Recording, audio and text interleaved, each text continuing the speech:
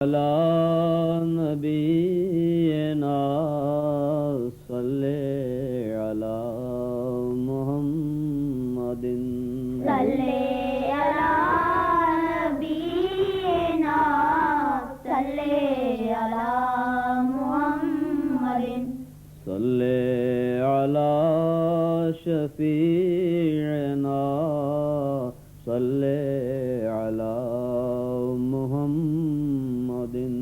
صلی علی شفیع صلی علی محمد صلی علی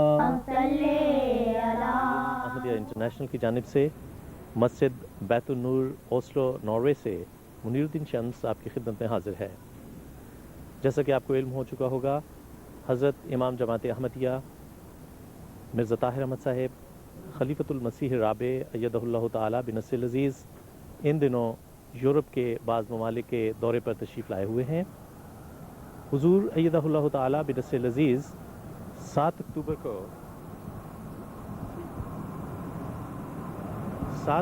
کو مسجد فضل لندن سے روانہ ہو کر ننسپیٹ ہالینڈ تشریف لائے، جہاں کثیر تعداد میں احباب نے حضور کا استقبال کیا اور حضور سے مصافحے کا شرف حاصل کیا۔ حضور ایدہ اللہ تعالی بنصر العزیز کچھ دیر کے لیے سائیکلنگ کے لیے بھی تشریف لے گئے اور اگلی صبح یعنی 8 اکتوبر کو گوٹنبرگ کے لیے جرمنی کی بندرگاہ کیل تشریف لے گئے، جہاں بعض احباب نے حضور کا استقبال کیا۔ یہاں حضور نے نماز ظہر و عصر باجماعت ادا فرمائی اور پھر بذریعہ فیری حضور گوٹنبرگ کے لیے تشریف لے گئے۔ اگلے روز 9 اکتوبر کی صبح کو حضور ایدہ اللہ تعالی بنصر العزیز گوٹنبرگ کی بندرگاہ پہنچے، جہاں امیر صاحب سویڈن بعض احباب کے ساتھ استقبال کے لیے موجود تھے۔ اسی طرح ناروے کے امیر مبشر احمد صاحب اور مختلف احباب بھی حضور کے استقبال کے لیے تشریف لائے ہوئے تھے۔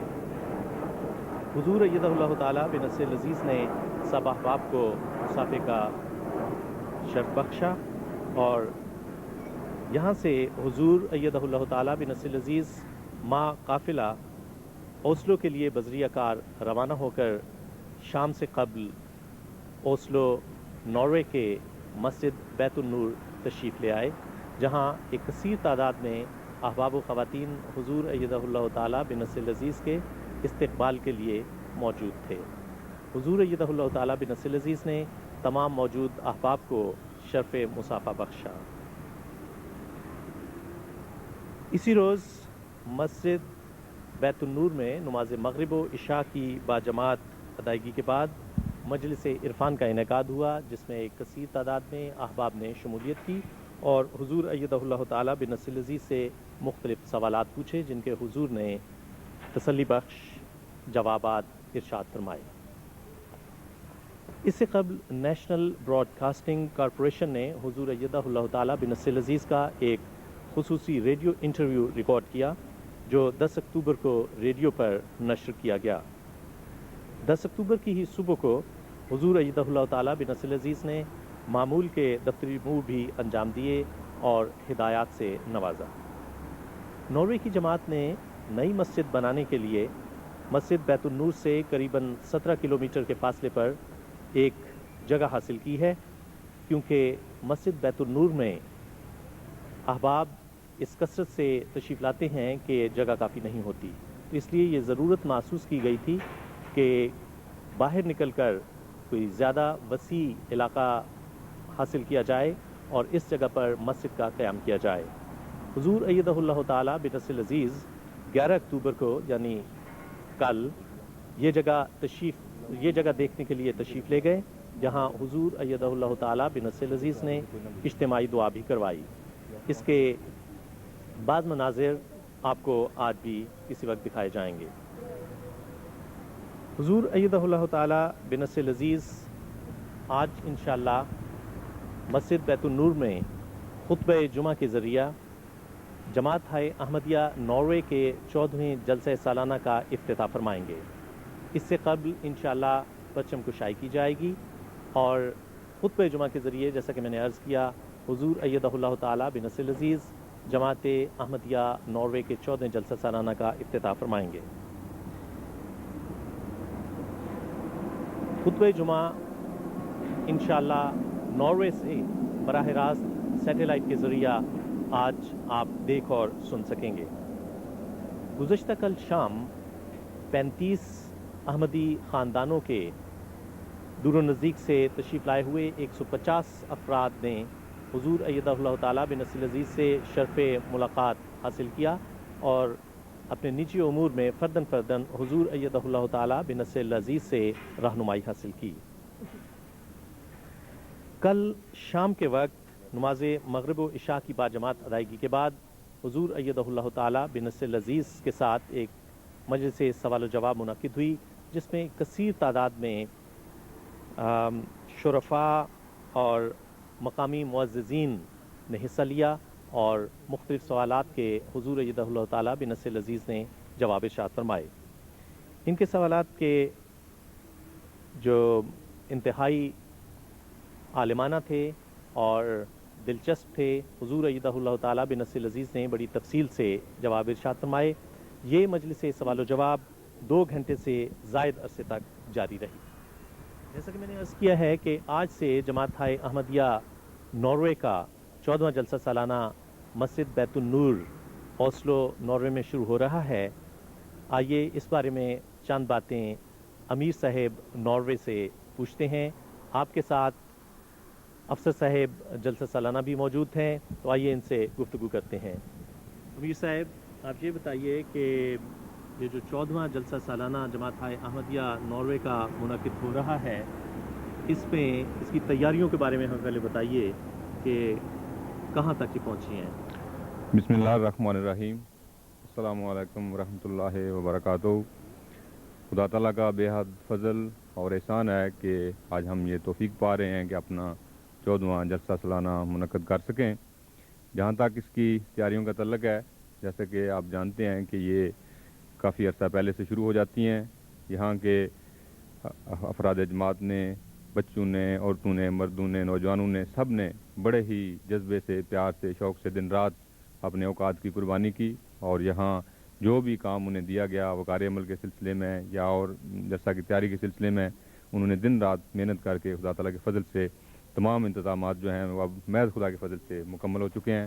اور آج جیسا کہ آپ نے ارشاد فرمایا، ابھی تھوڑی دیر بعد سیدی حضور ہمارے اس جلسہ کا خطبہ جمعہ میں افتتاح فرمائیں گے۔ جیسا کہ یہاں یہ پتہ چل رہا ہے کہ اللہ تعالیٰ کے فضل و کرم سے دور و نزدیک سے احباب تشریف لا چکے ہیں اور مسجد پوری طرح بھر چکی ہے۔ کوئی آپ کو اندازہ ہے کہ کتنے افراد یہاں اس وقت تک تشریف لا چکے ہیں؟ اس وقت تک خدا تعالیٰ کے فضل سے افراد جماعت اور بچوں کو ملا کے 500 سے زائد تک کی حاضری جو ہے وہ اس کی رپورٹ ہے۔ اور جیسا کہ آپ دیکھ رہے ہیں کہ ہماری مسجد اب بہت چھوٹی پڑ رہی ہے۔ ہم نے اس کے متبادل انتظامات کیے ہیں، یہاں سین میں بھی اور کچھ ٹینٹس بھی لگائے گئے ہیں۔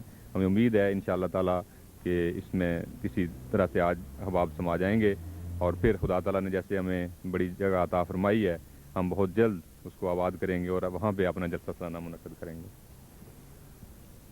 اس کے بارے میں افسر صاحب جلسہ سالانہ رائے عبدالقدیر صاحب، آپ یہ بتائیے کہ یہ جو جلسہ سالانہ کے انتظامات میں تو بہت وقت چاہیے ہوتا ہے اور بہت پہلے سے اس کے انتظامات شروع ہو جاتے ہیں۔ یہ بتائیے کہ کتنا عرصہ پہلے آپ نے یہ انتظامات شروع کیے؟ یہ انتظامات ہم نے تقریباً 2 ماہ قبل شروع کر دیے تھے۔ تقریباً یہ 2 ماہ قبل ہم نے پورے کام کا آغاز کر دیا تھا، اور میرے ساتھ 6 نائب افسر جلسہ سالانہ ہیں جو اس کام میں میری مدد کر رہے ہیں۔ اس کے علاوہ ناظمین اور محتمین جو ہیں ان کے کارکن وہ خدمت سر انجام دے رہے ہیں۔ اس کے علاوہ جلسہ سالانہ کے خاص پروگراموں میں اس دفعہ بوسنز کی آمد بھی ہے متوقع، ان کے لیے اسپیشل انتظامات، ان کو دور سے لانے کے لیے اسپیشل انتظامات کیے جا رہے ہیں۔ بوسنز کن کے لانے کا انتظام کیا جا رہا ہے؟ بوسنین اور البانین جو یہاں سے تقریباً 100 اور 150 کلومیٹر دور رہتے ہیں، ان کو بھی انشاءاللہ ہم اتوار کے دن ان کی مجلس سے سوال و جواب ہے وہ اس میں تشریف لائیں گے۔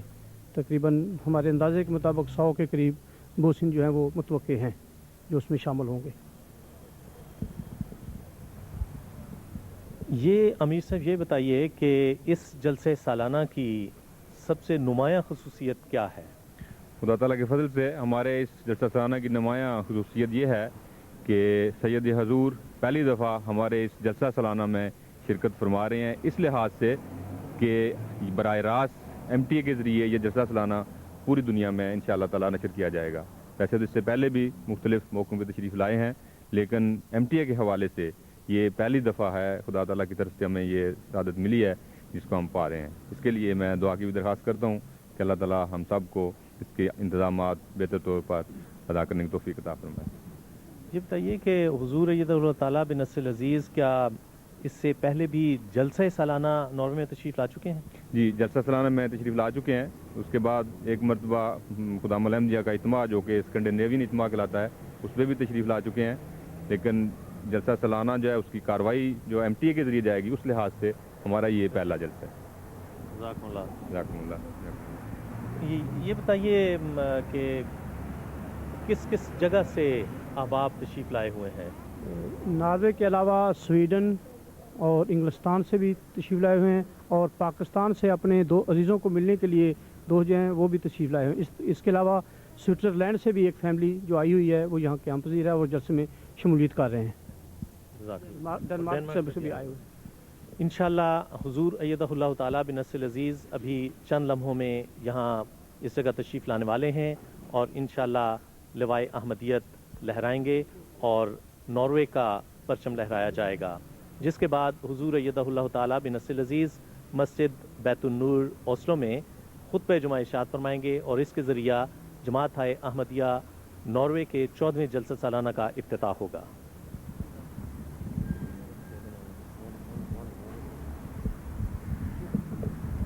محمد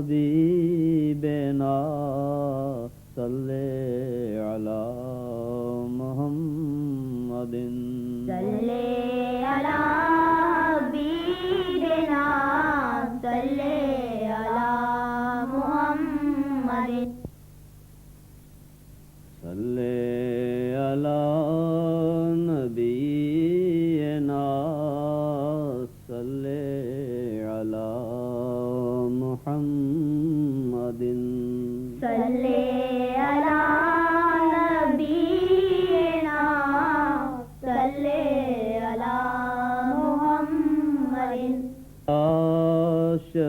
شفیعنا صلی علی محمد صلی علی شفیعنا صلی علی محمد صلی علی رؤوفنا صلی علی محمد صلی علی رؤوفنا صلی علی محمد صلی علی رحیمنا صلی علی محمد صلی علی رحیمنا صلی علی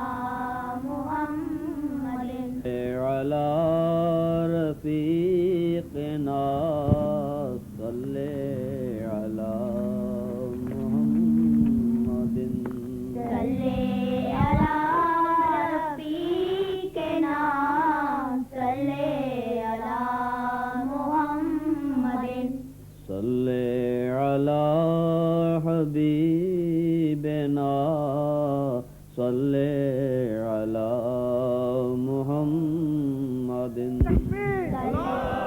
اسلام احمدیت زندہ باد اسلام احمدیت زندہ باد جماعت احمدیہ عالمگیر زندہ باد نعرہ تکبیر اللہ اکبر دعا کر لیں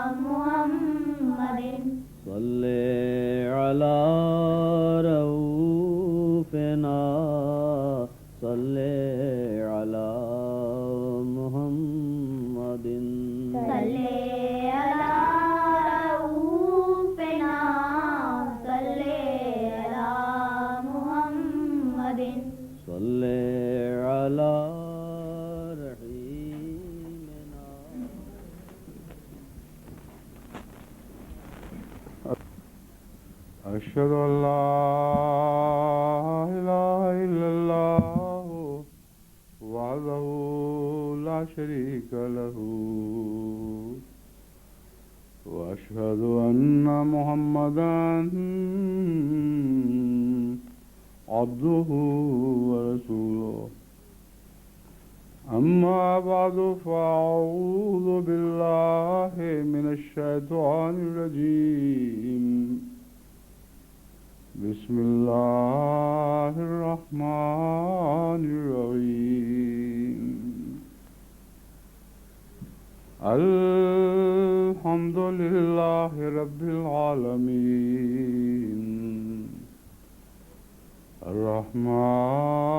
الرحمن الرحيم مالك يوم الدين إياك نعبد وإياك نستعين اهدنا الصراط المستقيم صراط الذين أنعمت عليهم غير المغضوب عليهم ولا الضالين.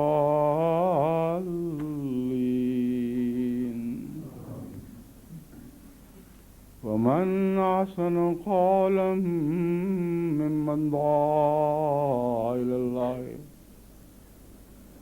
ومن أحسن قولا ممن دعا إلى الله وعمل صالحا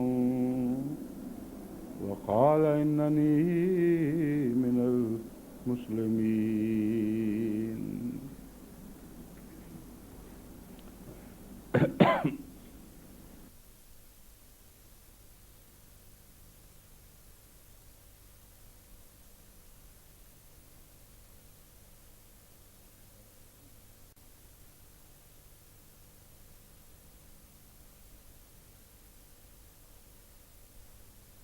اور انہی ہواؤں کی برکت ہے کہ جماعت احمدیہ کی کوششوں کو پھل لگ رہے ہیں، ورنہ پھلدار ہوائیں اگر خدا نہ چلائے تو وہ کھیتیاں بھی جو بیجوں تک پہنچ جاتی ہیں وہ بیجوں سے خالی مر جایا کرتی ہیں۔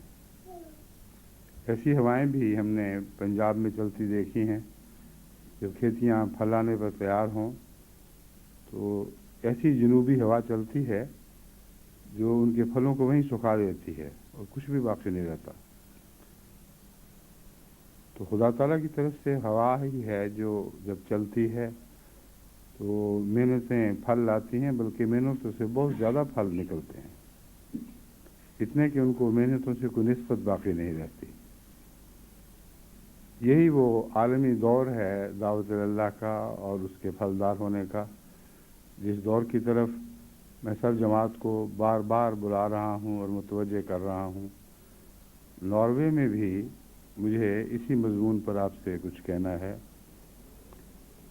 لیکن اس سے پہلے میں یہ بتا دینا چاہتا ہوں کہ اللہ تعالیٰ کے فضل کے ساتھ ناروے کا یہ خطبہ تمام دنیا میں ٹیلی ویژن کے ذریعے دیکھا اور سنا جا رہا ہے، اور اس کے لیے اگرچہ جماعت کا فیصلہ تھا کہ جو بھی خرچ ہو جماعت برداشت کرے گی، مگر ناروے کے 3 مخلصین نے کل پیشکش کی کہ ان کی خواہش ہے کہ یہ تینوں خطبات ان کے مشترکہ خرچ پر ہی تمام دنیا کو بھجوائے جائیں، یعنی عالمی طور پر نشر کیے جائیں۔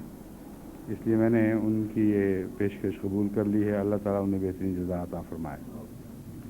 اس کے علاوہ میں یہاں کی ٹیلی ویژن کے سربراہ کا شکریہ ادا کرنا چاہتا ہوں۔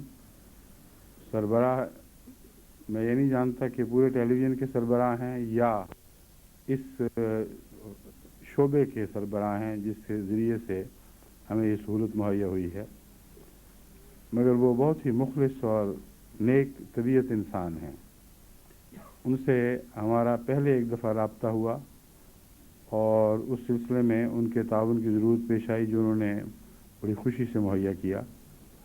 اب دوبارہ جب ہم نے ٹیلی ویژن کے یہاں سے پروگرام اٹھانے کا ان سے ذکر کیا اور تعاون چاہا تو باوجود اس کے کہ بہت ہی مشکلات حائل تھیں اور کئی چیزیں ایسی وقت پر مہیا نہیں تھیں جن کے ذریعے یہ انتظام ہو سکتا، مگر انہوں نے اپنے فرائض منصبی سے ہٹ کر ذاتی اخلاص سے کوشش کی، اور آج اللہ کے فضل کے ساتھ یہ ممکن ہوا ہے کہ ہم اس خطبے کو تمام عالم کے لیے ٹیلی وائز کر رہے ہیں۔ تو ایسے نیک طبع لوگ دنیا میں ہر جگہ موجود ہیں، ہمیں چاہیے کہ ان کو بھی اپنی دعا میں یاد رکھیں، اللہ انہیں اور بھی نیکی اور اپنے قرب کی راہیں عطا فرمائے۔ اب میں اس مضمون کی طرف پھر واپس آتا ہوں۔ ناروے کا جو مسئلہ ہے وہ بعض اور شمالی یورپین ممالک کی طرح زیادہ سنگین ہے۔ اگرچہ یورپ میں بلکہ سب دنیا ہی میں دہریت کی ہوائیں چل رہی ہیں اور خدا عملاً انسانی زندگی سے الگ ہو چکا ہے، مگر بعض ممالک میں یہ دہریت کا زہر باقی ممالک کے مقابل پر زیادہ گہرا جا چکا ہے اور اس نے تمام فضا کو مضموم کر دیا ہے۔ ان ممالک میں شمالی یورپ میں سوئٹزرلینڈ بہت آگے ہے. سوئٹزرلینڈ کے تمام تعلیمی ادارے عملاً دہریت کی آماج جگہ بن چکے ہیں. اسی طرح شمالی یورپ میں سب سے زیادہ اس پیننسولا کو دہریت میں آگے بڑھنے کی توفیق تو نہیں کہنا چاہیے، آگے بڑھنے کی جسارت ہوئی ہے. یعنی اسکینڈینیوین پیننسولا ڈنمارک سے لے کر ناروے کے شمال تک باقی شمالی ممالک کے مقابل پر دہریت میں بہت آگے بڑھے ہوئے ہیں، اور ان کے بھی تعلیمی ادارے ہیں زیادہ تر جو دہریت کی آماج گاہ ہیں. اس وجہ سے ان کو خدا تعالیٰ کے دین کی طرف بلانا ایک مشکل کام ہے اگر اس کا سلیقہ نہ ہو، اگر انسان صورتحال کا تجزیہ کر کے مناسب رستے اختیار نہ کرے. اس وقت تک جب تک ایسا نہ ہو ان لوگوں کو اسلام کی طرف بلانا ممکن نہیں ہے. بہت طرح سے، بہت طریقوں سے ان جگہوں پہ کوششیں کی گئیں، اور ان سارے ممالک میں وہی ایک ہی رد عمل ہے. یعنی سوئٹزرلینڈ ہو یا ڈنمارک یا سویڈن یا ناروے، جو قسمت سے پھل ملتا ہے وہ اللہ کے فضل سے اچھا ہوتا ہے، لیکن بہت شاذ کے طور پر ملتا ہے. اور جماعتی لحاظ سے ان چاروں ممالک میں کوئی مقامی ایسے مخلصین پیدا نہیں ہو سکے جو اپنی جماعت بنا سکیں، جن کو کہا جا سکے کہ یہ اس ملک کے باشندے ہیں اور ملک کے باشندوں کے لحاظ سے ان کی ایک بڑی جماعت ہے. کہیں کچھ آتے بھی ہیں تو چلے بھی جاتے ہیں، اور آ کر قرار پکڑنے والے جو ہیں اگرچہ ان کا معیار اللہ کے فضل سے بہت اونچا ہے اور وہ سچے خدا کے مخلص بندے ہیں، لیکن شاذ کے طور پر ہیں، بہت ہی کم تعداد ہے. اس پہلو سے فکر کی بات ہے، لیکن مایوسی کی بات نہیں. فکر کی اس پہلو سے کہ ہمیں معلوم کرنا چاہیے کہ کون سے طریق ہیں جن سے ان قوموں کو دین کی طرف بلایا جا سکتا ہے. اس آیت کریمہ سے متعلق جس کی میں نے تلاوت کی ہے، میں پہلے بھی اس مضمون پر روشنی ڈال چکا ہوں کہ قرآن کریم نے کسی حکمت کے پیش نظر دعوت اسلام کا ذکر نہیں فرمایا، کسی مذہب کا نام نہیں لیا، بلکہ دعوت اللہ کا ذکر فرمایا ہے. اور آن حضرت صلی اللہ علیہ وآلہ وسلم کو بھی داعی اللہ کے طور پر پیش فرمایا گیا ہے. اس میں بہت گہری حکمت ہے، اور بہت بڑی غلطی ہوگی اگر ہم اس حکمت کو نظر انداز کر کے کوئی تبلیغی منصوبہ بنائیں. وہ قومیں جو مذہب سے دور جا چکی ہیں، ان میں بہت حد تک ان مذاہب کے بگڑے ہوئے عقائد کا تعلق ہے جو ان کی عقل سے متصادم ہو چکے ہیں. بس ان کا دہریہ ہونا ویسا قصور نہیں جیسا کہ سرسری نظر سے دکھائی دیتا ہے. امر واقعہ یہ ہے کہ اگر ایک مذہبی پس منظر بگڑ چکا ہو، اگر اس میں سے معقولیت کلیتاً خارج ہو چکی ہو، اگر انسانی سوچ اور فکر سے مذہبی عقائد متصادم ہو جائیں، تو ایسی جگہوں میں مذہب کا پایا جانا ان کی خوبی نہیں ہے، بلکہ ان کی دماغی حالت کے خلاف ایک الزام ہے کہ بڑے بے وقوف اور کم نظر لوگ ہیں جو ایسے الجھے ہوئے بے وقوفوں والے عقائد پر اس قدر شدت کے ساتھ عمل پیرا ہیں. بس یہ صورتحال ہے جس کا ہمیں تجزیہ کرنا ہے. امر واقعہ یہ ہے کہ یورپ میں ہر جگہ جہاں بھی دہریت پھیلی ہے، اس کی سب سے بڑی وجہ عیسائیت کے بگڑے ہوئے عقائد ہیں. اور یہ سلسلہ آج اور کل کی بات نہیں، صدیوں سے شروع ہے، اور مسلسل عیسائیت کے بگڑے ہوئے عقائد کے خلاف یورپ کے دانشوروں نے احتجاج کیے، اور جب ان احتجاجات کے نتیجے میں اولین طور پر ان کو سزائیں دی گئیں، اور ان سزا پانے والوں میں بہت بڑے بڑے ان کے چوٹی کے سائنسدان بھی ہیں، جن میں نیوٹن بھی ہے، بہت کم لوگوں کو علم ہے کہ نیوٹن نے اس مذہب کے خلاف نہیں بلکہ عیسائیت کے خلاف بغاوت کی تھی، اور عیسائیت کے خلاف نہیں بلکہ عیسائیت کے بگڑے ہوئے عقائد کے خلاف بغاوت کی تھی۔ نیوٹن کو کیمبرج یونیورسٹی میں پروفیسرشپ عطا ہوئی اور اس کے ساتھ بڑے فوائد بھی وابستہ تھے، لیکن نیوٹن چونکہ بے حد ذہین انسان تھا، خدا تعالیٰ نے اسے چوٹی کا دماغ دیا تھا اور تقویٰ عطا کیا تھا، یعنی جس بات کو سچ نہیں سمجھتا تھا اس پر ایمان نہیں لاتا تھا۔ یہی وجہ ہے کہ آج کے دور میں جو اس نئے جدید سائنسی دور کا جد امجد ہے وہ نیوٹن ہے۔ آئنسٹائن نے بھی کام کیے اور بھی بڑے بڑے دانشور یہاں پیدا ہوئے ہیں، مگر نیوٹن کے مقام سے اس کو ٹلا نہیں سکتے۔ وہ بلا شبہ اس نئے سائنسی دور کا جد امجد ہے، جس نے بہت ہی حیرت انگیز انکشافات کیے اور قدرت کو جیسی صفائی کے ساتھ، جیسے روشن دماغ سے وہ سمجھا، کم اس کی نظیر دنیا میں ملتی ہے۔ بس نیوٹن نے جو ایک عیسائی تھا اور ٹرینیٹی یعنی تثلیث کے عقیدے پر پیدا ہوا تھا، اس نے جب غور شروع کیا تو اب اس کی وہ نوٹ بک بھی شائع ہو چکی ہے، جس نوٹ بک پر اس نے حاشیے پر تحریریں لکھی ہیں۔ غور کرتے کرتے وہ کہتا ہے کہ مجھے یہ بات اب کسی طرح قبول نہیں ہے کہ خدا تین ہو، کیونکہ ساری کائنات کا مشاہدہ ایک خدا کی گواہی دے رہا ہے، اور جو دلائل ہیں عیسائیت کے وہ ثابت کر رہے ہیں کہ ان دلائل کا مسیح کی عیسائیت سے کوئی تعلق نہیں ہے۔ اب دیکھیں، ایک دانشور ایسا ہونا چاہیے لمبے عرصے تک تحقیق کی، صرف سائنس کی گواہی پر عیسائیت کو رد نہیں کیا بلکہ پھر جستجو کرتا ہوا مسیح تک پہنچا ہے، اور بائبل کے اولین آیات پر جن پر در حقیقت عیسائیت کی بنیاد ہے، اور پھر پرانی بائبل یعنی تورات پر اور اس کے بعد دوسری کتب پر، سب پر گہرے مطالعے کے بعد اس نے غور کیا ہے۔ بس عہد نامہ جدید ہو یا قدیم، دونوں کا مطالعہ کر کے ان کے حوالے نکالے اور قطعی طور پر ثابت کیا کہ یہ عیسائیت نہ عہد نامہ قدیم سے تعلق رکھتی ہے نہ عہد نامہ جدید سے تعلق رکھتی ہے۔ یہ بگڑے ہوئے عیسائی پادریوں کے دماغ کی پیداوار ہے، اور اس پر میں ایمان نہیں لا سکتا۔ ایک ہی خدا ہے جو موسیٰ کا بھی خدا تھا اور عیسیٰ کا بھی خدا تھا، اور ان میں کوئی تفریق نہیں ہے، ساری کائنات کا وہی خدا ہے۔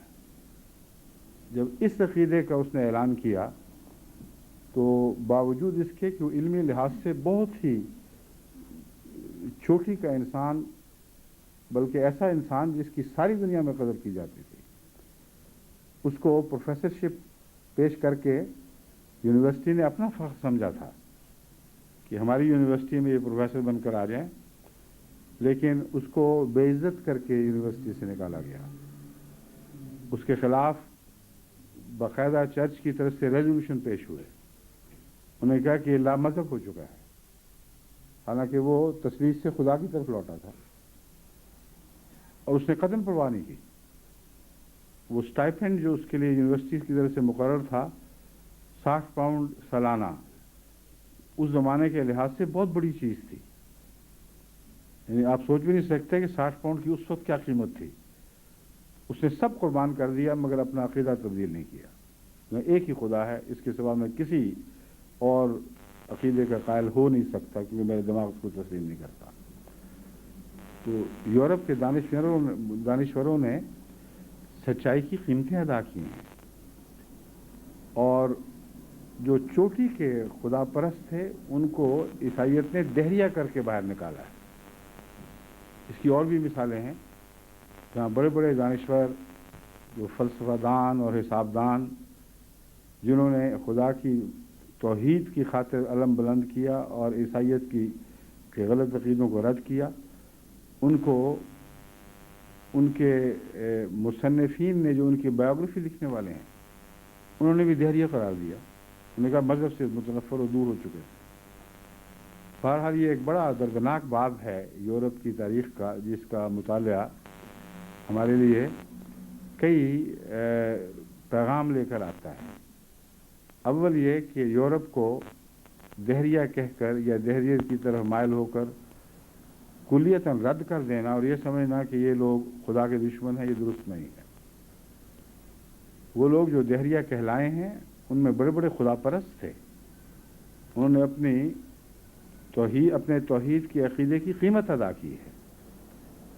اور آج بھی اکثر جو دہریہ ہو چکے ہیں یہ سوچ کر کہ وہ دہریہ ہیں، وہ مذہب کو مانیں گے نہیں، اس لیے ان سے نا امید ہو جانا، ان سے تبلیغ کا رابطہ قائم نہ کرنا، یہ بھی بہت بڑی بے وقوفی ہوگی. مگر اسلام کی طرف اگر آپ ان کو بلاتے ہیں تو یہ بھی قرآنی حکمت کے خلاف ہے، کیونکہ وہ لوگ جن کو خدا پر یقین نہ ہو وہ کسی مذہب کی طرف آئیں گے کیوں؟ پہلی بنیاد تو خدا ہے، یعنی عقید خدا کی ایمان کا عقیدہ. تو آپ لوگ بے شمار بحثیں ان سے کرتے رہیں کہ عیسائیت ایسی ہے، اسلام ایسا ہے، اسلام میں یہ فضیلت ہے، عیسائیت میں یہ نقائص ہیں. وہ لوگ جو اپنی دانشوری اور عقل کی وجہ سے خدا ہی سے پیچھے ہٹ چکے ہیں، کیونکہ خدا کا غلط تصور ان کو پیش کیا گیا، وہ آپ کے اسلام کی کیا قدر کریں گے؟ شرافت کے ساتھ، نرمی کے ساتھ باتیں سنیں گے اور ہاں میں ہاں بھی ملا دیں گے، اگلا قدم نہیں اٹھائیں گے. اس لیے جہاں بیماری ہے اس جڑ کو پکڑنا ضروری ہے. بس دعوت اللہ کا مطلب یہ ہے ان کو اس خدا کی طرف واپس لاؤ جو ان سے کھو چکا ہے. اللہ تعالیٰ پر ایمان کی طرف واپس لے کے آؤ. اگر یہاں لے آؤ گے تو پھر رسالت کا ذکر شروع ہوگا، اس سے پہلے نہیں ہو سکتا. یہی سبق خدا تعالیٰ نے ہمیں کلمہ میں دیا، لا الہ الا اللہ محمد رسول اللہ. اور لا الہ الا اللہ پر اتنا زور دیا گیا کہ ایک موقع پر آن حضرت صلی اللہ علیہ وسلم نے فرمایا من قال لا الہ الا اللہ فدخل الجنہ. وہاں اپنی رسالت کا بھی ذکر نہیں فرمایا، کیونکہ لا الہ الا اللہ میں دراصل تمام قسم کی رسالتوں کا تصور موجود ہے. اگر اللہ کے سوا کوئی معبود نہیں تو اس معبود سے رابطہ ہوگا کیسے؟ وہ رابطہ ہے جس کا نام رسالت ہے. چنانچہ اللہ تعالیٰ نے کلمہ کے بعد، لا الہ الا اللہ کے بعد اگلا سبق یہ سکھایا، لا الہ الا اللہ محمد رسول اللہ، یا محمد عبدہ، اشہد ان محمد عبدہ و رسولہ. تو رسالت کی طرف آپ پہلے بلانا شروع کریں، لا الہ الا اللہ کی طرف توجہ نہ ہو، اور خالی ایسی تختی پر جو چکنی ہو چکی ہو اس پر لکھنے کی کوشش کریں، کچھ بھی لکھا نہیں جائے گا. وہ چکناہٹ دہریت کی چکناہٹ ہے، اس کو پہلے دھوئیں اور صاف کریں، پھر آپ دیکھیں کہ کس طرح یہ اسلام کی طرف مائل ہوں گے. اور دانشور اگر خدا کا قائل ہوگا تو اس کے لیے اسلام کے سوا چارہ ہی کوئی نہیں. کیونکہ وہ لوگ جو عیسائیت میں متشدد ہیں اکثر بے وقوفی کی وجہ سے ہیں. انہوں نے اپنے دماغ بند کر لیے ہیں. وہ کہتے ہیں عقیدہ جو بھی ہو بس سچا ہے، ہم نے ماننا یہی ہے. یہی وہ لوگ ہیں جو انتہا پرست مسلمانوں میں بھی مل رہے ہیں، ہندوؤں میں بھی ملتے ہیں، دنیا کے ہر مذہب میں موجود ہیں، اور ان کی انتہا پسندی ان کی بے وقوفی کا مظہر ہے. جنہوں نے عقل سے کچھ سوچا ہی نہیں، جنہوں نے کہا بس جو کچھ کہا گیا درست ہے، جو کچھ لکھا گیا صحیح لکھا گیا. اور لکھنے والے کون تھے؟ وہ ازمنہ وسطیٰ کے وہ مذہبی رہنما یا اسکالرز، جنہوں نے جو سمجھا وہ لکھ لیا اور یہ سمجھے کہ یہ خدا کا نوشتہ ہے.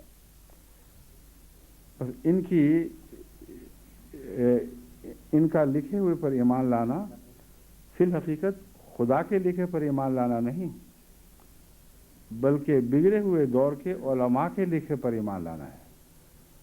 اور سوائے بے وقوف کے کوئی ان علماء کی تحریروں پر ایمان لا ہی نہیں سکتا، کیونکہ ازمنہ وسطی کے یا ازمنہ وسطیٰ کے جو علماء تھے ان میں बड़े बड़े चोटी के बुजुर्ग और उलमा भी थे, मगर जिनको इन्होंने पैरवी के लिए चुना है उन लोगों को चुना है जिनका दुनिया के मुतालिक कोई इल्म नहीं था, और बावजूद इल्म ना होने के उन्होंने दुनिया के गलत नक्शे खींचे और कुरान करीम की गलत तफसीरें की और कुरान करीम की तरफ वो तहक्कुम मंसूब किया जो कुरान में मौजूद नहीं था।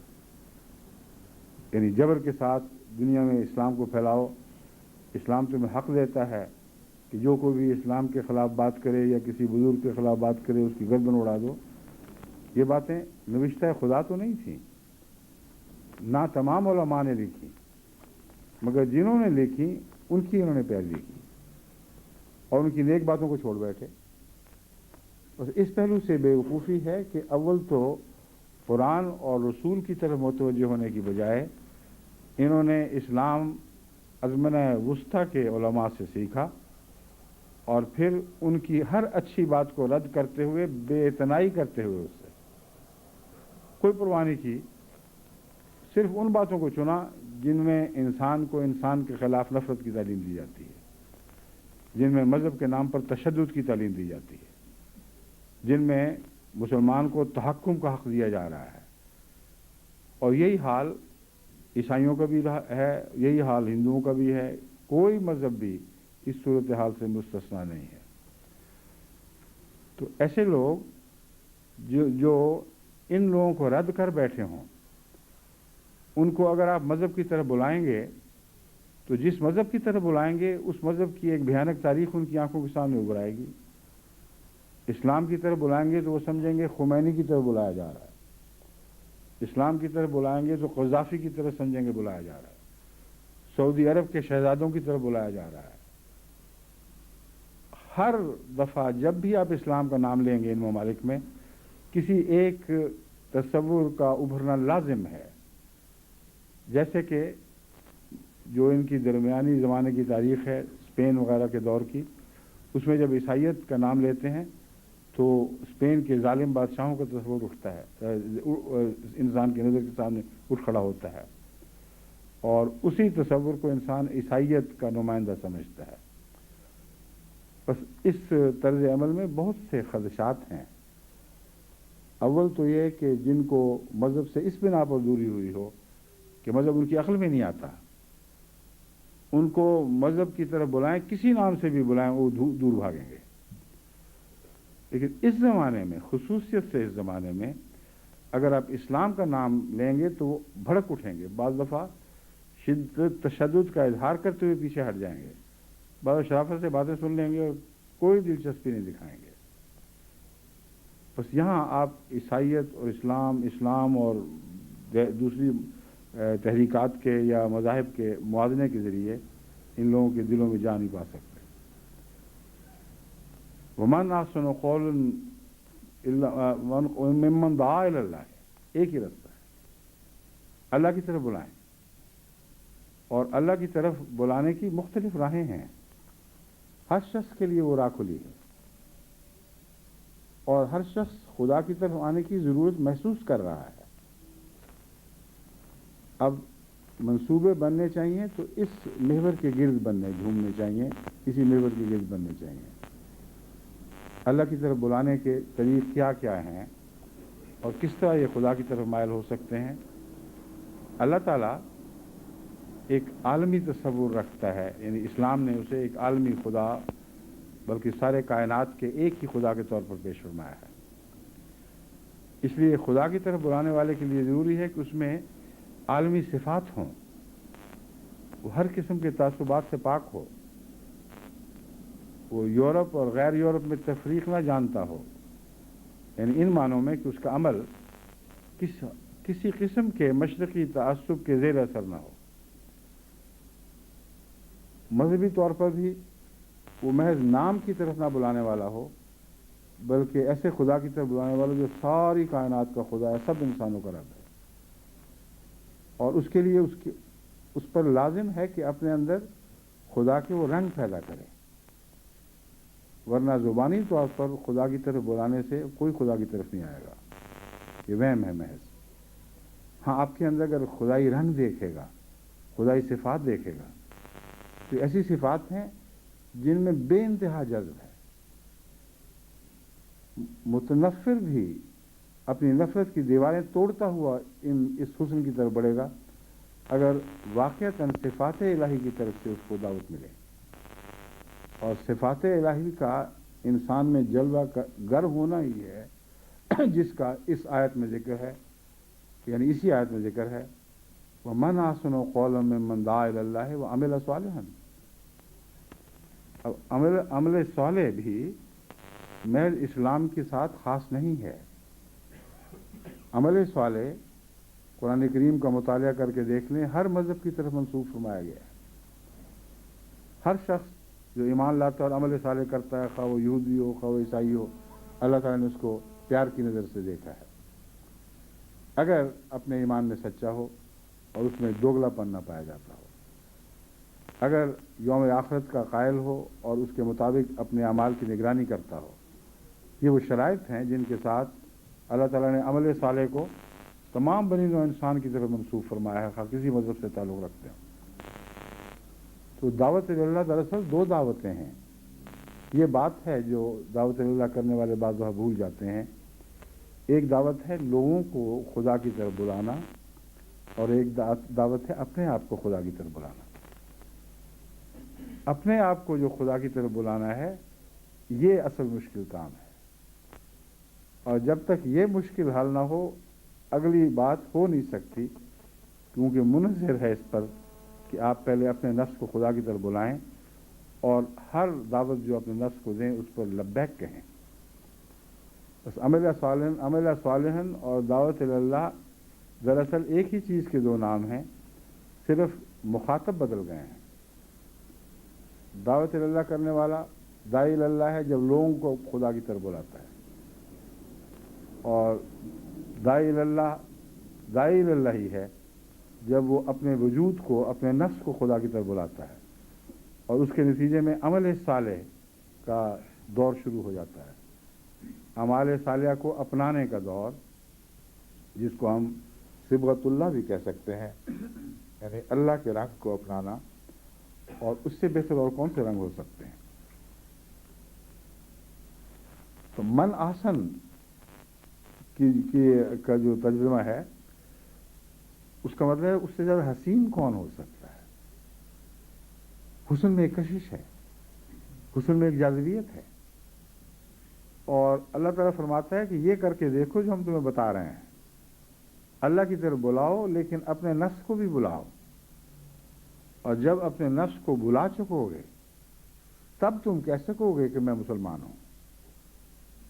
مسلمان کا مطلب یہاں صرف مسلم بمعنی مسلمان جو عام طور پر معروف معنی ہیں وہ نہیں، بلکہ وہ وسیع معنی ہیں جس کا قرآن کریم میں ذکر ملتا ہے، جس کی روح سے حضرت ابراہیم بھی مسلمان تھے، اس سے پہلے دیگر انبیاء بھی سب مسلمان تھے. ان معنوں میں مسلمان تھے کہ جب خدا نے کہا اسلم، اسلام لے آؤ، یعنی اپنے آپ کو میرے سپرد کر دو، تو انہوں نے اپنے آپ کو اپنے خدا تعالیٰ کے سپرد کر دیا. بس ہر وہ انسان جو دعوت اللہ کا شغف رکھتا ہے اس میں مگن ہو جاتا ہے، اور ساتھ ساتھ اپنے نفس کو بھی دعوت دیتا ہے کہ خدا کی طرف لوٹو، ورنہ کوئی تمہاری آواز پر خدا کی آواز پر تمہارے کہنے پر خدا کی طرف رجوع نہیں کرے گا. یہ ایک سوال اٹھتا ہے کہ پھر کیسے اس میں طاقت پیدا ہوتی ہے. اس کا جواب تو اس آیت کا عنوان بتا چکا ہے، وَمَنْ أَحْسَنُ. اس سے زیادہ بھی حسین قول کسی کا ہو سکتا ہے جو لوگوں کو بھی خدا کی طرف بلائے اور اپنے آپ کو بھی خدا کی طرف بلا رہا ہو، اور اس کے اعمال خوبصورت ہوتے ہوتے ایسے حسن میں ڈھل جائیں کہ اس کے قول کی تائید کرنے لگیں، اور ہر دعوت سننے والا یقین کر لے کہ یہ خدا کی طرف سے آیا ہے جو مجھے خدا کی طرف بلا رہا ہے. یہ آپ کر کے دیکھیں، دہریت میں کی طاقت نہیں ہے کہ اس عظیم قوت کا مقابلہ کر سکیں، کیونکہ حسن میں اس سے جو حسن خدا تعالیٰ نے اس آیت میں پیش فرمایا ہے اس میں اس قوت جاذبہ سے زیادہ طاقت ہے جس کو ہم کشش ثقل کہتے ہیں، جس کا راز نیوٹن نے سمجھا اور جس کی وجہ سے آج تک سائنسی دنیا اس کی عظمت کے گیت گاتی ہے۔ کشش ثقل سے بالا وہ طاقت ہے جو زمین سے رفعت عطا کرتی ہے اور آسمان کی طرف بلند کر دیتی ہے۔ اسی لیے اللہ تعالیٰ نے قول، سچے قول اور کلمہ حق کے متعلق یہ فرمایا کہ عمل صالح اس کو رفعت عطا کرتا ہے، اس کو بلندی دیتا ہے۔ بس وہ طاقت جو کشش ثقل پر غالب آ جائے وہ اس آیت میں مذکور ہے، من احسن قولا ممن دعا الی اللہ وعمل صالحا۔ اس کا قول سب دوسری جاذب نظر طاقتوں سے بڑھ جائے گا، وہ شخص ہر دوسری کھینچنے والی طاقت پر غالب آ جائے گا، ورنہ آسن نہیں ہو سکتا۔ آسن کا مطلب ہے سب سے زیادہ حسین، اور جو سب سے زیادہ حسین ہے وہ لازماً اپنی طرف کھینچے گا۔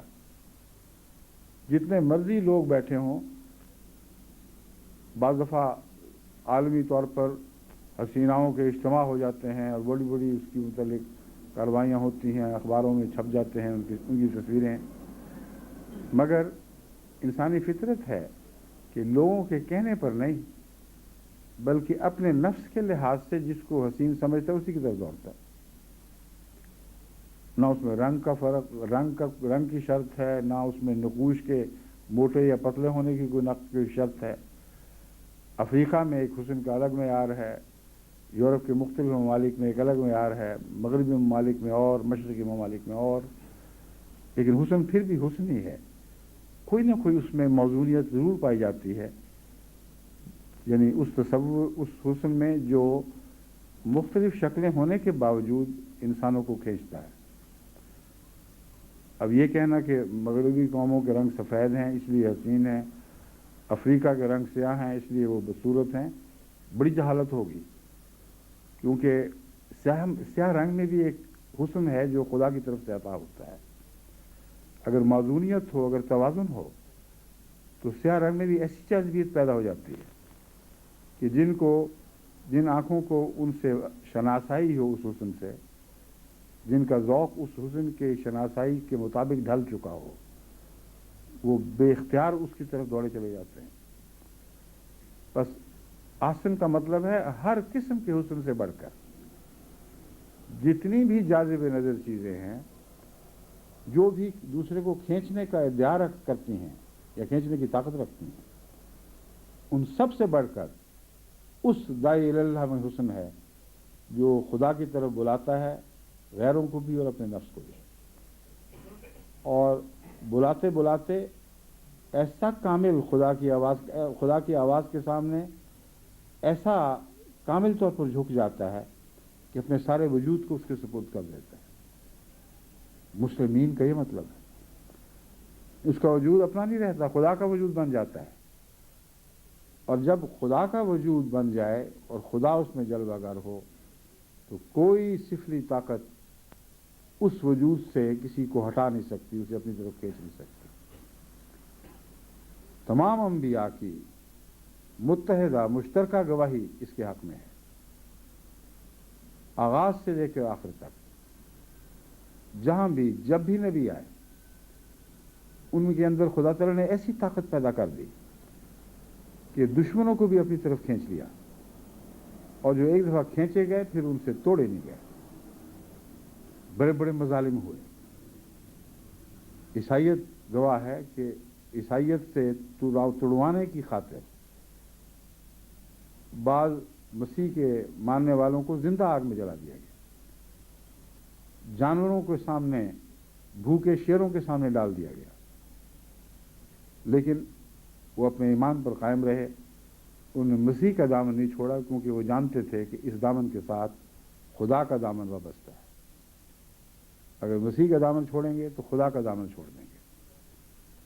وہ کون سا حسن تھا جس کو مسیح نے ایسا طاقتور بنا دیا؟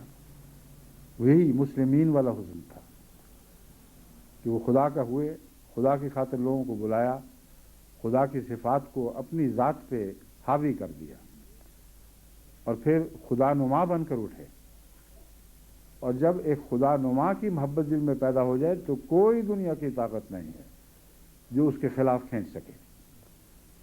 میں نے کشش ثقل کی مثال دی تھی، اب یہ کوئی فرضی مثال نہیں، یہ عملاً اس صورتحال پر چسپاں ہوتی ہے۔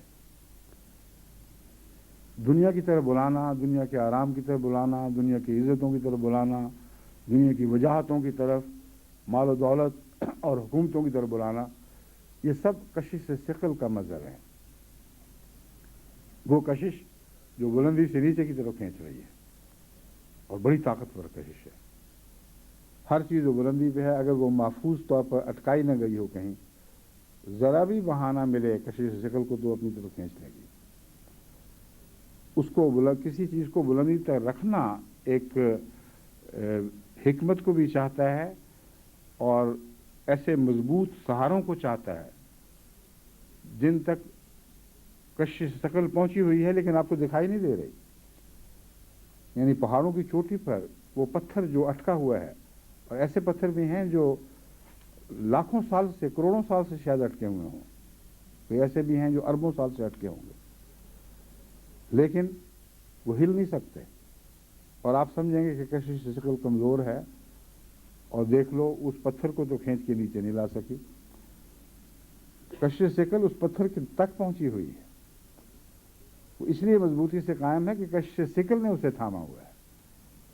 اس لیے کشش ثقل کا بلندی اور ڈھلائی سے جو تعلق ہے، اتران سے، یہ تعلق دکھائی نہیں دے رہا آپ کو، مگر عملاً ڈھلوان ہو یا نشیب ہو، نشیب ہم اور ڈھلوان ہم اس چیز کو کہتے ہیں جہاں کشش ثقل آ کر ایک مقام پر ایک چیز کو روک لیتی ہے، اس سے بلند مقام پر کشش ثقل پہنچ جاتی ہے، اس کو کھینچ رہی ہوتی ہے۔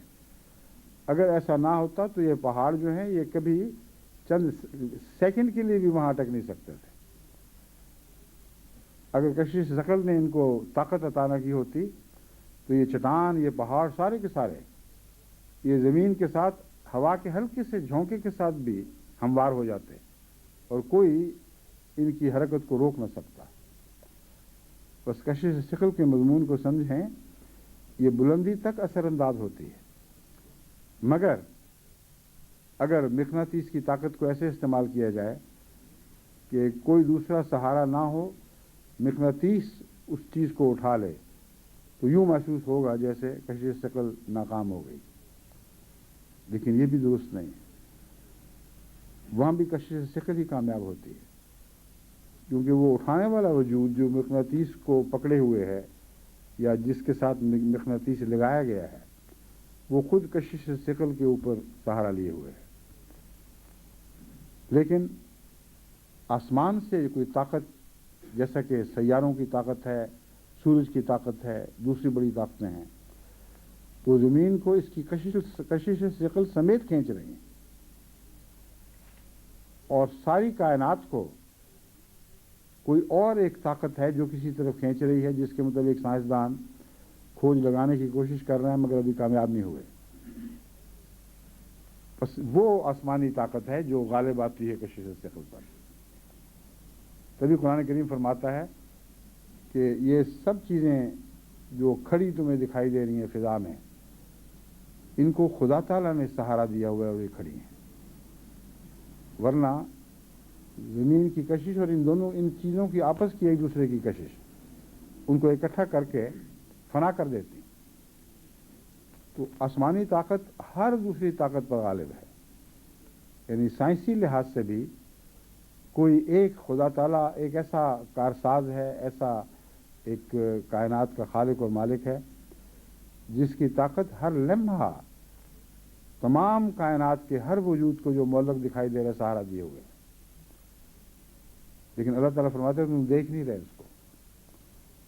بس من احسن قولا میں جس طاقت کا ذکر ہے یہ اللہ کے ساتھ وابستہ ہونے کا حسن ہے، اور یہ حسن جو ہے یہ ہر دوسری چیز پر غالب آتا ہے۔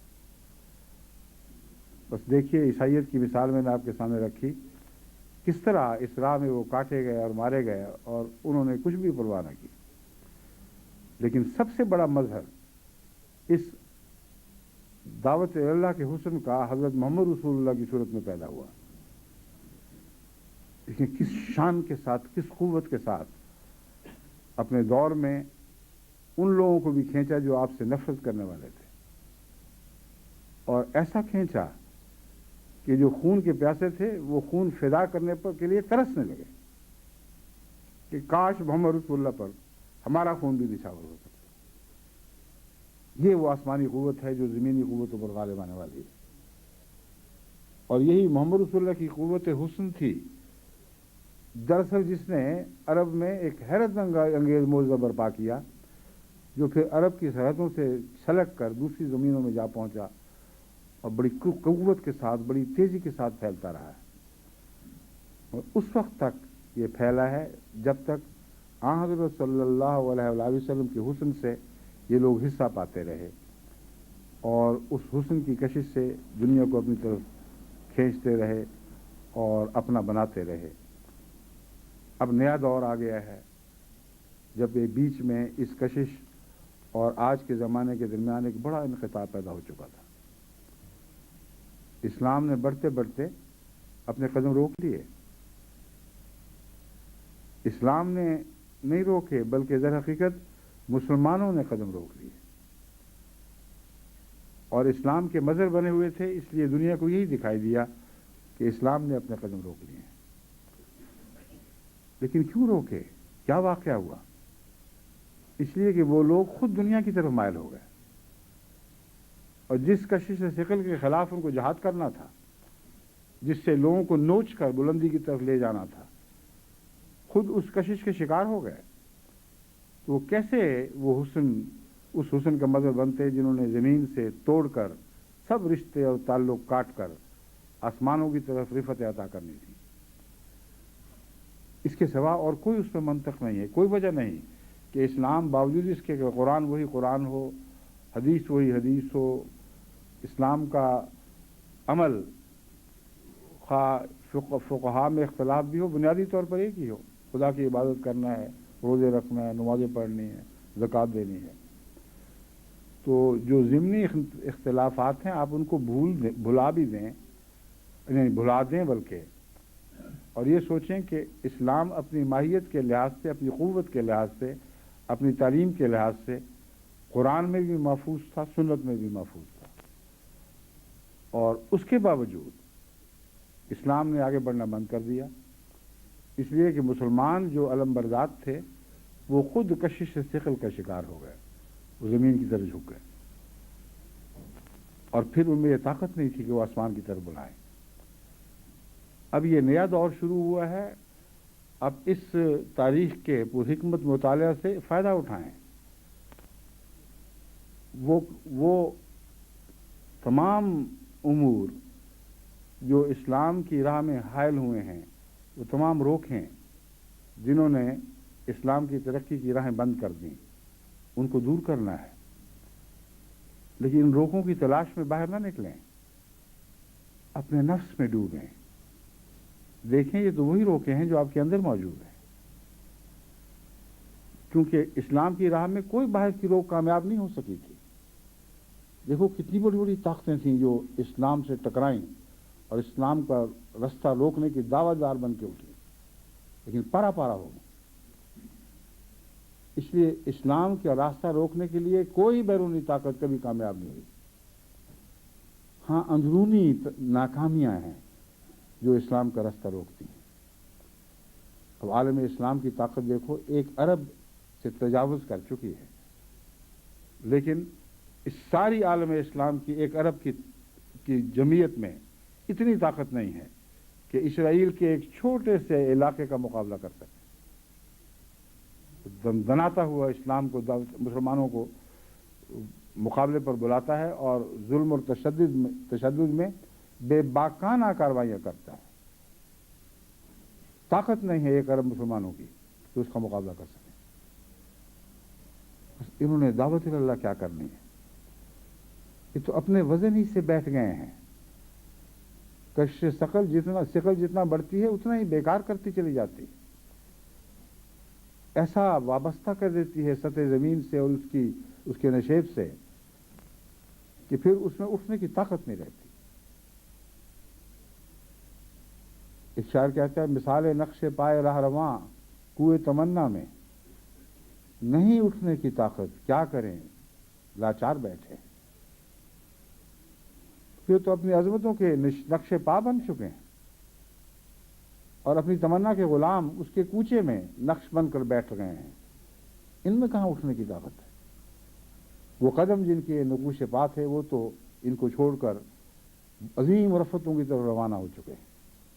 وہ دور بدل گئے مگر یہ نقوش پا بے طاقت بے سہارا آج بھی ان راہوں میں ملتے ہیں جن کا نام آج مسلمان لیا جاتا ہے.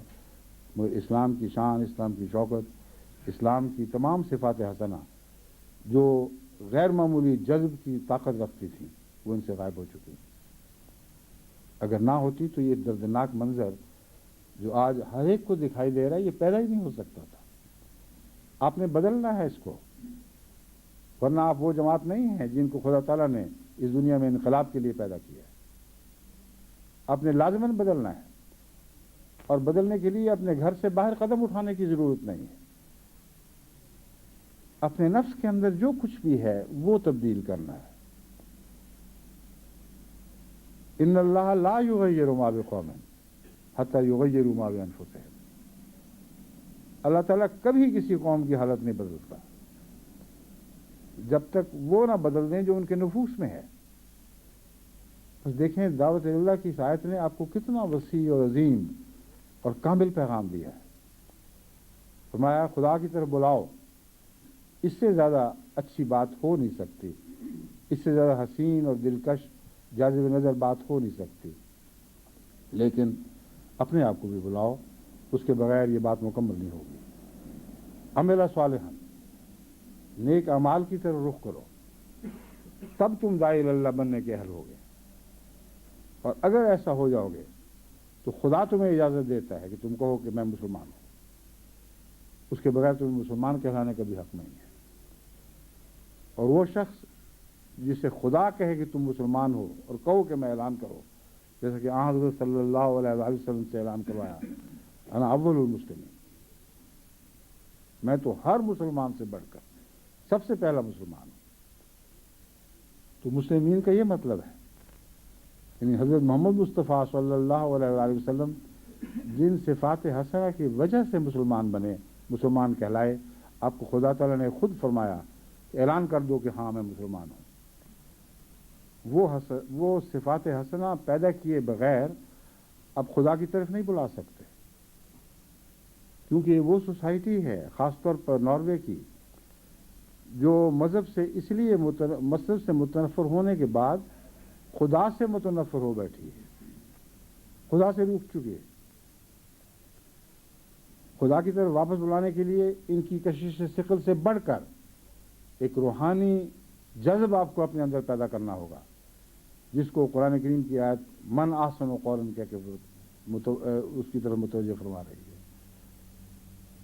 بڑا ہی جاذب نظر، یعنی جاذب نظر نہیں کہنا چاہیے، بڑا ہی حسین اور دلکش اور قوت جاذبہ رکھنے والا وجود آپ کا وجود بن جائے گا اگر آپ اس قرآن کی نصیحت پر عمل کریں.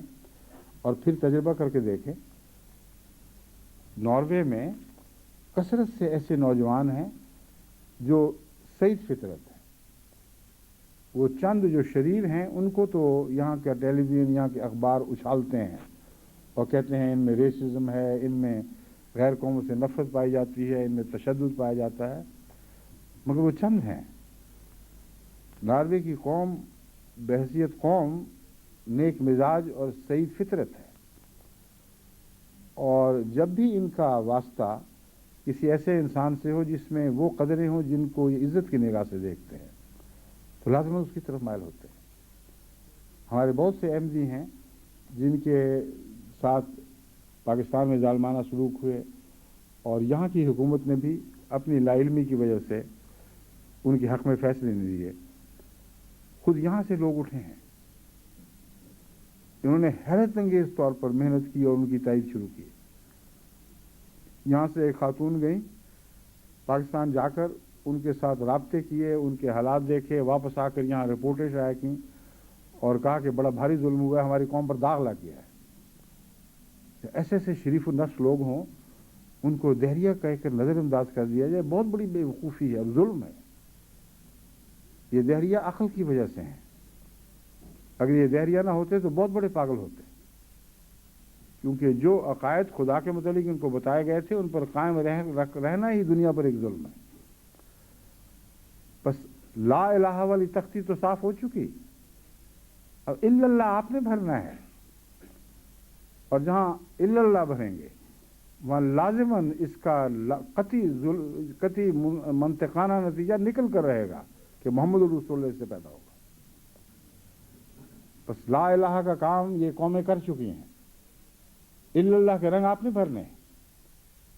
اگر اپنے وجود میں اللہ کا رنگ نہ بھرا ہو، اگر صفات باری تعالیٰ کی واقفیت ہی کوئی نہ ہو، اگر انصاف، تقوی، سچی ہمدردی، سچائی اور بنی نوع انسان کی خدمت پر ہم وقت تیار رہنا جیسے خدا رحمان ہے، قطع نظر رنگ، نسل، مذہب کے، ہر ایک سے سچا پیار رکھنا اور اس کا عملی نمونہ دکھانا، شرافت سے بات کرنا، عقل سے بات کرنا، یہ سب الہی رنگ کے نمونے ہیں. بس الہی رنگ اختیار کریں اور آپ کا عمل صالح پیدا ہوگا. عمل صالح اور دعوت اللہ ایک ہی چیز کے دو نام ہیں.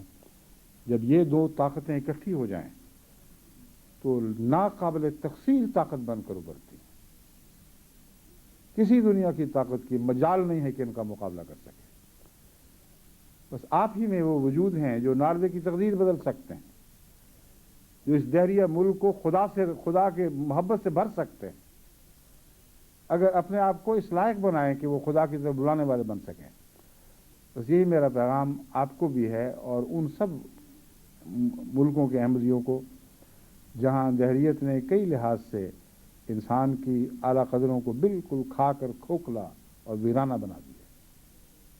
جیسے تیزاب بعض دھاتوں کو کھا جاتا ہے، اس طرح دہریت تمام انسانی قدروں کو کھا جاتی ہے، اور اگر اس کے باوجود شرافت دکھائی بھی دے تو ایک کھوکھلی شرافت ہوتی ہے. اس لائق نہیں ہوتی کہ اپنی قوم کو اعلیٰ قدروں پر قائم رکھ سکے. بس میں امید رکھتا ہوں اور یقین رکھتا ہوں بلکہ کہ تمام دنیا کے احمدی خصوصیت کے ساتھ دہریت کے خلاف ایک جہاد شروع کریں گے، اور دہریت کے خلاف جہاد کا ہی ایک طریق ہے، اس کے سوا اور کوئی طریق نہیں. کہ اللہ کی طرف بلائیں تو اپنے نفس کو بھی بلائیں، اپنے اندر الہی صفات پیدا کریں، اور پھر دیکھیں کہ کس طرح دنیا آپ کی طرف دوڑی چلی جاتی ہے. اللہ تعالیٰ ہمیں اس کی توفیق عطا فرمائے.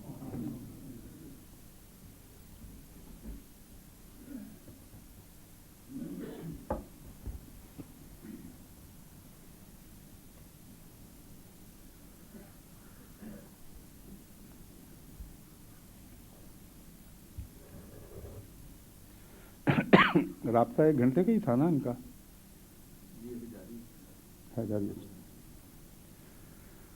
الحمدللہ نحمدہ ونستعینہ ونستغفرہ ونؤمن بہ ونتوکل علیہ ونعوذ باللہ من شرور انفسنا ومن سیئات اعمالنا. من يهده الله فلا مضل له ومن يضلله فلا هادي له ونشهد أن لا إله إلا الله وحده لا شريك له ونشهد أن محمدا عبده ورسوله. عباد اللہ رحمکم اللہ، ان اللہ یامر بالعدل والإحسان وإیتاء ذی القربى وینہی عن الفحشاء والمنکر والبغی یعظکم لعلکم تذکرون. اذکروا اللہ یذکرکم वदूहु यस्तजिब लकुम वलज़िक्रुल्लाहि अकबर।